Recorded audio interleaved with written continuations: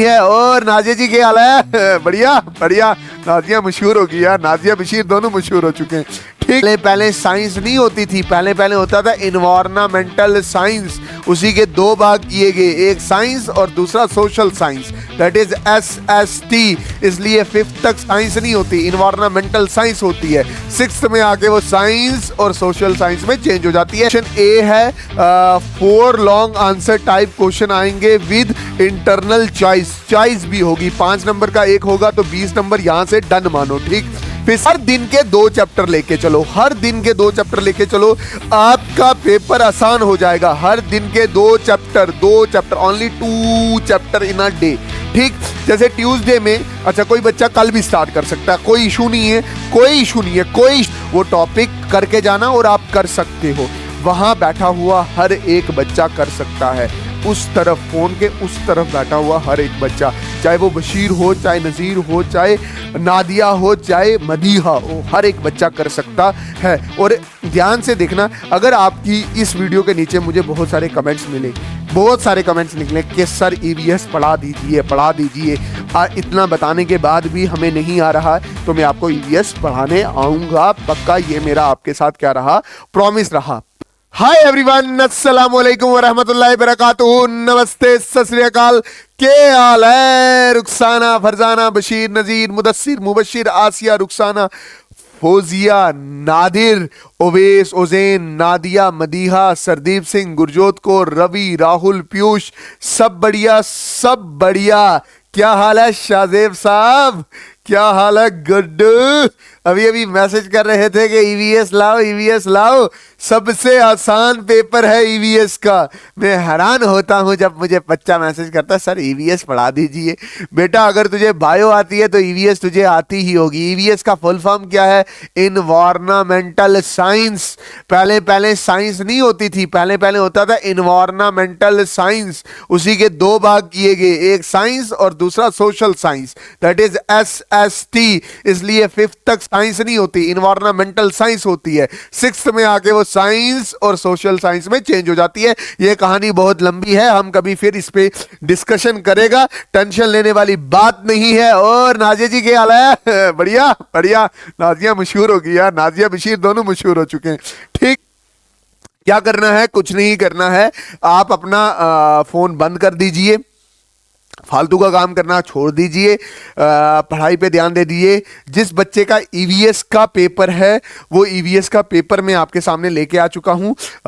बिल्कुल प्यारा सा थंबनेल है। ओ हो मेरी स्माइल, क्या क्या क्या स्माइल देते हो सर। अच्छा, EVS पेपर इज हियर। पिटारा खोलते हैं तो environmental science JK BOSE lecture plan and strategy कैसे लेके आपको चलना है, prepared by my beloved Tafassul Bilal. Tafassul अब मैं नाम सही ले रहा हूं, अब नहीं मुझे बोलना सर आपने थोड़ा नाम नहीं लिया सही। तफस्सुल बिलाल, ठीक, थैंक यू सो मच। अच्छा, उसके बाद पेपर पैटर्न में बता रहा हूं। EVS का जो पेपर पैटर्न है वो कैसा है, बिल्कुल ध्यान से अच्छे से समझिएगा कैसा है। दैट इज सेक्शन ए है 4 लॉन्ग आंसर टाइप क्वेश्चन आएंगे विद इंटरनल चॉइस भी होगी। 5 नंबर का एक होगा तो 20 नंबर यहां से डन मानो। ठीक, फिर सेक्शन बी में 8 शॉर्ट हैं, 3 नंबर का एक क्वेश्चन है तो 24 मार्क्स हो गए। ठीक, फिर सेक्शन सी में 8 वेरी शॉर्ट क्वेश्चन है, दैट इज 8 इंटू 2 16 मार्क्स के आगे। ठीक, फिर एक नंबर के 10 MCQs हैं, 10 इंटू 1 दैट इज 10 मार्क्स। और टोटल अगर आप ध्यान से देखो 20 और 24 44 और 6 50 और 10 60 और 10 70 नंबर का ये आपका पेपर है। बिल्कुल आसान पेपर है, बिल्कुल आसान। वीडियो थोड़ी लंबी हो जाएगी क्योंकि मैं एक्सप्लेनेशन इधर साथ में ही देने वाला हूं। बिल्कुल आसान है, कैसे लेके चलना है वो भी बताऊंगा। ध्यान से देखना, समझना अच्छे से। देखो करना क्या है, करना कुछ नहीं है, डे वाइज स्ट्रैटेजी आपको मैं बता रहा हूं। बशीर साहब हर दिन के 2 चैप्टर लेके चलो, हर दिन के 2 चैप्टर लेके चलो, आपका पेपर आसान हो जाएगा। हर दिन के 2 chapter, 2 chapter, only 2 chapter in a day. ठीक, जैसे ट्यूसडे में, अच्छा कोई बच्चा कल भी स्टार्ट कर सकता है, कोई इशू नहीं है, कोई इशू नहीं है, कोई इशू नहीं है। थोड़ा सा प्लानिंग के साथ चलना ताकि चीजें आपके लिए बढ़िया रहें। बढ़िया क्या, बहुत बढ़िया रहें। हर दिन के एक चैप्टर उठाना, जैसे day 1 understanding of environment and ecology, इसके इंपॉर्टेंट टॉपिक्स भी मैं आपको बता दूंगा। 14 नंबर का है चैप्टर। डे 2 का ecology, interaction and adaptation, population ecology, 14 number का। ठीक है, डे 3 में energy resources, earth environment and natural disaster, 14 number का। ठीक है, फ्राइडे में environmental education and awareness, environmental health, 14 number का है। फिर उसके बाद सैटरडे में natural resource management, managing agriculture, ये 14 नंबर का है। मैं ये मानता हूं कि वीडियो थोड़ी लीट हो रही है, लेट हो रही है, तो आप क्या करोगे कि ये वाला वीडियो, ये जो एक चैप्टर अगर आपने ये तैयार नहीं किया या ये वाला तैयार नहीं किया है, तो आप इसको यहां इस जगह शिफ्ट कर लो और इस वाले को आगे वाले में शिफ्ट कर लो, अगले वाले डे में शिफ्ट कर लो। कोई इशू नहीं है, बिल्कुल बेहतरीन तरीके से तैयारी करना। आपका भाई इधर खड़ा है, कोई भी डाउट होगा नंबर आपको दे दिया है, वहां पे कांटेक्ट कर लेना, कमेंट सेक्शन में पूछ लेना, पूछ लेना, मैं हूं Don Don Don Don don.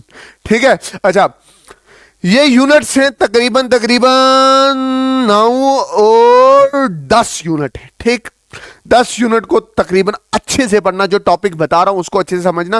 देखो बिल्कुल आसान है, अगर आप मुझे सुनोगे ना और जाके चैप्टर को पढ़ोगे, देखना कितना अच्छे से समझ आएगा। देखो, अंडरस्टैंडिंग इन्वायरमेंट, इन्वायरमेंट को समझना है, हमारे इर्द गिर्द की चीजों को समझना। ठीक है, कंसेप्ट ऑफ इन्वायरमेंट, इन्वायरमेंट होता क्या है, उसके टाइप क्या है, physiological, biological and socially environment, scope and importance of environment science, environment की साइंस का क्या इंपॉर्टेंस है, जैसे पोल्यूशन बढ़ रहा है उसको कम करना है। अभी आपने सुना होगा एक ग्रीन इंडोनेशिया, ग्रीन इस्लाम के बारे में सुना होगा कि इंडोनेशिया में लोग अपने मौलवियों को ये बोल रहे हैं कि अपने मदरसों में ग्रीन इस्लाम के बारे में बताओ। ग्रीन इस्लाम का मतलब क्या हो गया कि लोगों को इन्वायरमेंट का मकसद बताओ, इन्वायरमेंट स्टडी के बारे में बताओ, ताकि उनके जो एरियाज में क्लाइमेट चेंज हो रहा है वो इतना क्लाइमेट चेंज ना हो। कंपोनेंट, लिथोस्फीयर क्या है, हाइड्रोस्फीयर क्या है, एटमॉस्फेयर क्या है, बायोस्फीयर क्या है, origin of earth, human and environmental relationship. जितने टॉपिक में आपको बोल रहा हूं, ये टॉपिक पक्का पक्का आएंगे,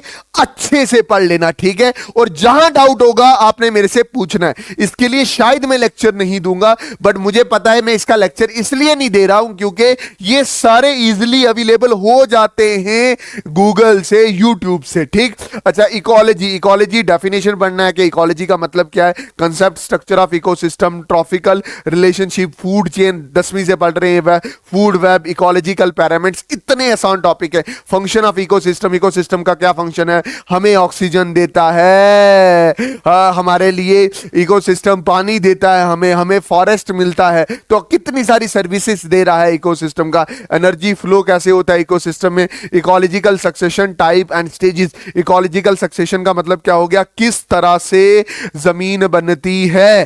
ठीक है, ये 2 तरह से हो सकता है, हाइड्रोजीर एंड जीरोसीर। ठीक है, अगर पत्थरों पे बने जमीन तो जीरोसीर, अगर पानी में बने तो उसको बोलेंगे हाइड्रोजीर। एक्चुअली ये बॉटनी है 12th क्लास की, ये बॉटनी है 12th क्लास की, ये मान के चलो। और इसके बाद है इकोलॉजिकल इंटरेक्शन, किस तरह से इंटरेक्शन करने, और adaptation. Ecology, interaction and its type, that is interspecific interaction, positive interaction, mutualism, protocooperation, commensalism, symbiosis, scavenger, negative interaction, parasitism, competition and amensalism. फिर intraspecific interaction, that is cooperation and competition. फिर adaptation, किस तरह से आप environment में adopt होते हो। ठीक ठीक है, जैसे सर्दियां आ गई जैकेट लगा ली, गर्मी आ गई टी शर्ट पहन ली, तो ये अडॉप्टेशन है आपकी। ऐसे ऐसे जानवरों में भी होता है, जैसे आपने देखा होगा कि जो ठंडे इलाके में जानवर रहते हैं उनके ऊपर फर होता है जो उनको गर्म रखता है, और जो गर्म इलाके में होते हैं उनकी स्किन के ऊपर इतने हेयर्स नहीं होते। Types of adaptation with special reference to the wind, light and temperature. ठीक है, एडॉप्टेशन की टाइप्स पढ़नी है, एक एक एग्जांपल आप नोट करोगे तब भी आपके लिए अच्छा रहेगा। ठीक है, population ecology, population ecology concept of species बताना है, पॉपुलेशन बताना है, कम्युनिटीज बताना है, डायनामिक पॉपुलेशन डायनामिक्स बताना है, पॉपुलेशन साइज एंड डायनेसिटी बनाना है, dispersion, natality, mortality, age structure बताना है, population growth, exponential logistic growth, factor regulating the population growth, competition, weather, climate, ठीक है। उसके बाद territory, predation, natural disaster and diseases. देखो बिल्कुल आसान है। जैसे फॉर एग्जांपल मैं एक टॉपिक उठाता हूं, पॉपुलेशन ग्रोथ, कैसे कैसे ग्रोथ बढ़ रही है इंसानों की, कैसे दुनिया में इंसान बढ़ रहे हैं। 800 बिलियन की पॉपुलेशन है हमारे अर्थ की, समझ आया कि नहीं आया? ये कैसे बड़ी है, कौन कौन से फैक्टर इसको अडॉप्ट करते हैं, डिजास्टर क्या होता है, डिजीज क्या होती है, बीमारी क्या होती है, या कहत साली क्या होती है, यही ह्यूमन पॉपुलेशन ग्रोथ।